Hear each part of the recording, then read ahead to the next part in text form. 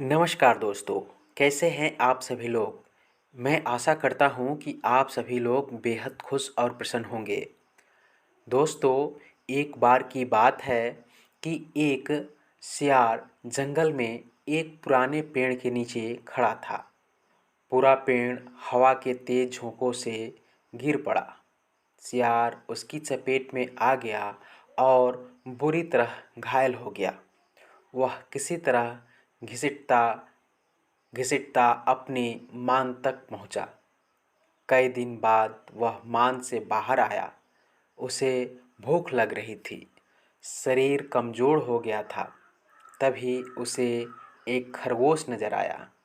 उसे दबोचने के लिए वह झपटा। सियार कुछ दूर भागा कर अब हांफने लगा। उसके शरीर में जान की कमी रह गई थी। फिर उसने एक बटेर का पीछा करने की कोशिश की। यहाँ भी वह असफल रहा।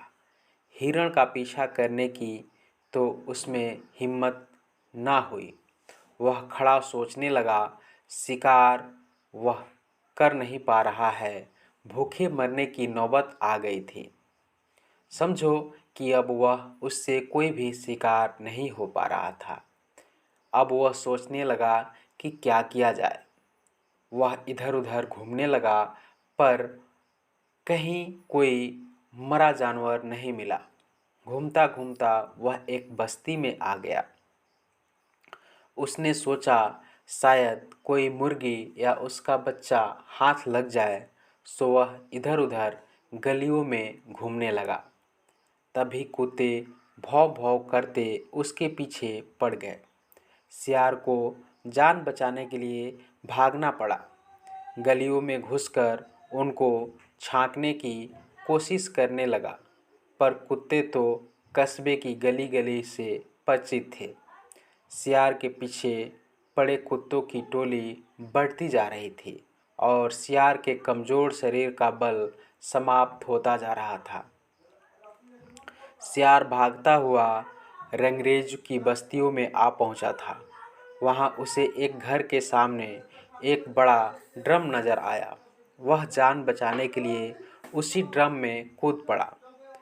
ड्रम में रंगरेज ने कपड़े रंगने के लिए रंग घोल रखा था। कुत्तों का टोला भौंकता चला गया। सियार सांस रोककर रंग में डूब रहा। वह केवल सांस लेने के लिए अपने थूथून बाहर निकालता। जब उसे पूरा यकीन हो गया कि अब कोई खतरा नहीं है, तो वह बाहर निकला। वह रंग में भीग चुका था। जंगल में पहुंचकर उसने देखा कि उसके शरीर का सारा रंग हरा हो गया है। उस ड्रम में रंगरेज ने हरा रंग घोल रखा था। उसके हरे रंग जो भी जंगली जीव देखता, वह भयभीत हो जाता। उनको खौफ से कांपते देखकर रंगे सियार के दुष्ट दिमाग में एक योजना आई। रंगे सियार ने डरकर भागते जीवों को आवाज़ दी, भाइयों भागो मत, मेरी बात सुनो। उसकी बात सुनकर सभी भागते जानवर ठिठके।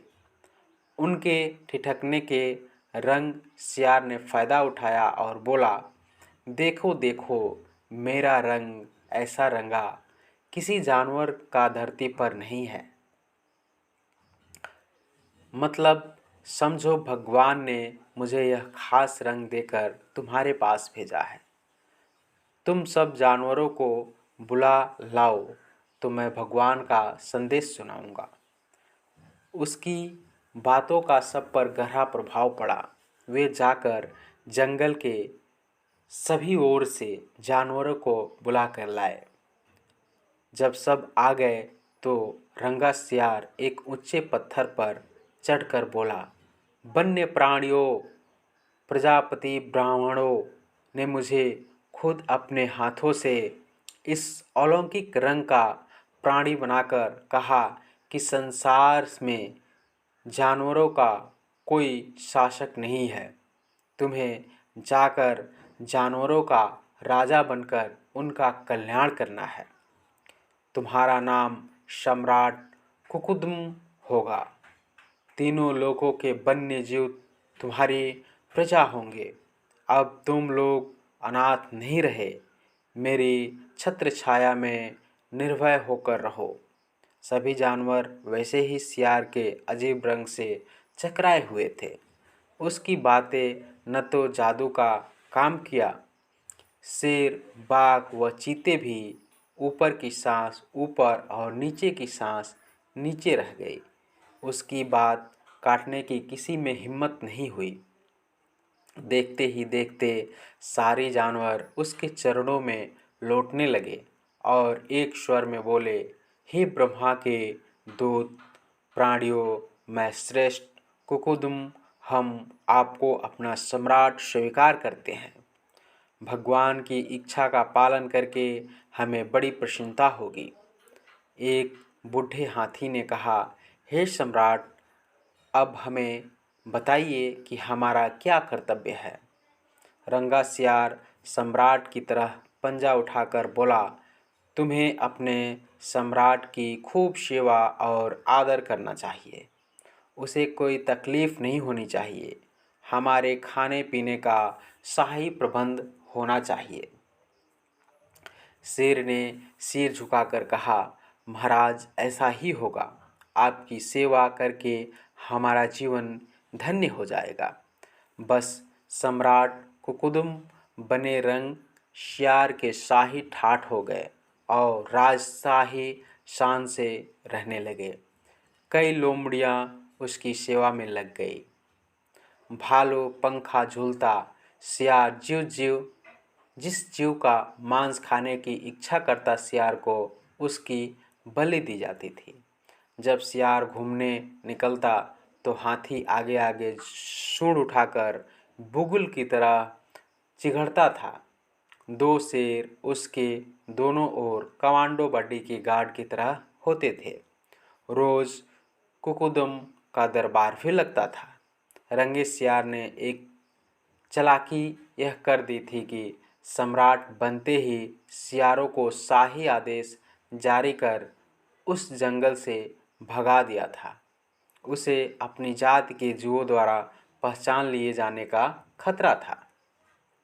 एक दिन सम्राट कुकुदम खूब खा पीकर अपने शाही मान में आराम कर रहा था कि बाहर उजाला देखकर उठा। बाहर आया तो चांदनी रात खिली थी। पास के जंगल से सियार की टोलियाँ हूँ हूँ कर की आवाज़ निकाल रही थी। उस आवाज़ को सुनते ही कुकुदम अपना आपा खो बैठा और उसके अंदर के जो जन्मजात स्वभाव ने था, जोर मारकर वह भी मुंह चांद की ओर उठाकर और सियार के स्वर में हूँ कर करने लगा और ज़ोर ज़ोर से आवाज़ लगाने लगा। शेर और बाघ ने उसे हूँ करते देख लिया। वे चौंके और बाघ बोला, अरे यह तो सियार है, हमें धोखा देकर सम्राट बना रहा है। मारो नीचे को। शेर और बाघ उसकी ओर लपके और देखते ही देखते उसका तियां पाँच कर डाला। इस कहानी से हमें यह सीख मिलती है कि अगर आप जिस स्थिति में हैं उस स्थिति में ही अपने आप को अच्छे करने का सबक लें।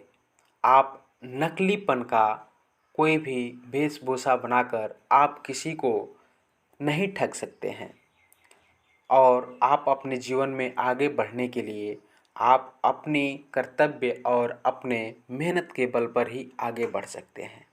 तो दोस्तों, आज का ये कहानी आपको कैसा लगा, आप हमें कमेंट करके ज़रूर बताइएगा।